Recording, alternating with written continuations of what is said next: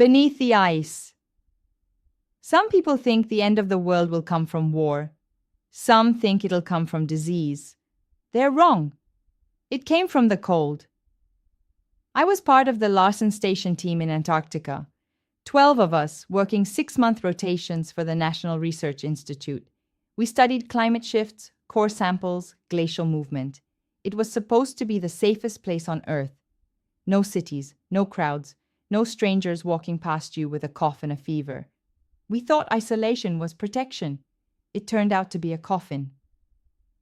The day it started, the air was so clear you could see the mountains 100 miles away. We'd been drilling ice cores from a sheet older than human history, 500,000 years. That was the estimate. On the third day, the drill hit something hard. Not rock, not metal, something hollow. We pulled the core. Inside the frozen column was a shape, curled like a sleeping animal, skin the color of old ivory, teeth that didn't match anything in our databases. The director, Dr. Rains, said it was an unprecedented discovery. Could be a new species, she said, or a lost one. We didn't know how right she was. We moved the sample to Lab 2 for thawing. Normally we'd keep it frozen for study, but there was pressure from higher up to get it examined. They wanted results, proof, pictures for the press. The ice began to melt under the heat lamps, and that's when it opened its eyes. Not wide, just a sliver, but enough for me to see that the eyes weren't dead. They were black, no whites, no iris, just depth. I told them. They laughed, said it was just the refraction of light through the ice. By the time the core was half thawed, the air in Lab 2 smelled different. Like wet copper. My nose wouldn't stop bleeding.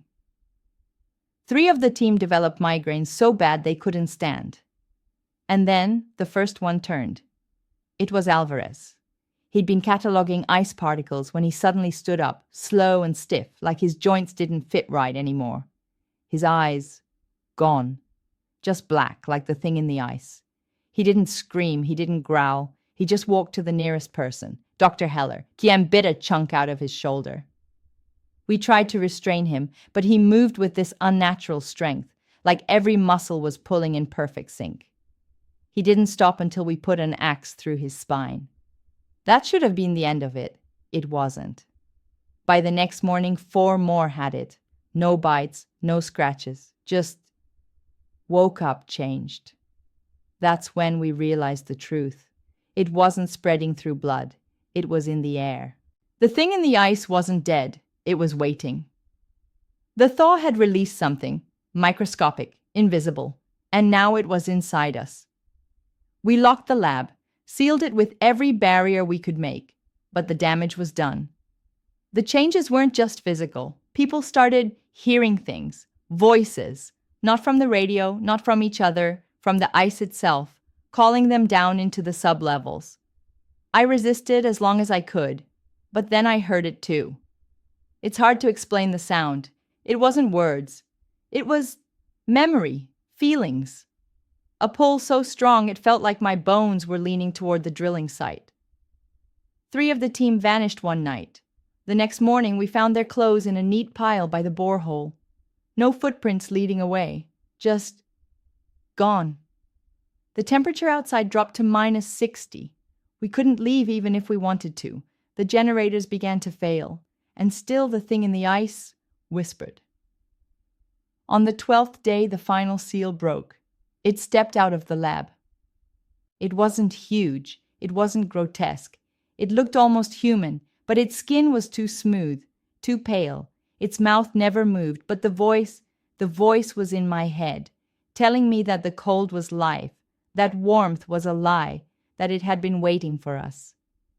The others followed it, even the ones who had fought hardest. They walked barefoot across the ice, their skin turning blue but their movements calm, almost graceful. I'm the only one left. I've barricaded myself in the comms room. The temperature is dropping and my fingers are stiff on the keys. I can feel the frost creeping into my lungs. But the whisper is still here, and it's telling me the same thing over and over. When the ice melts, the world will be ours again. I don't think it's talking about Antarctica anymore.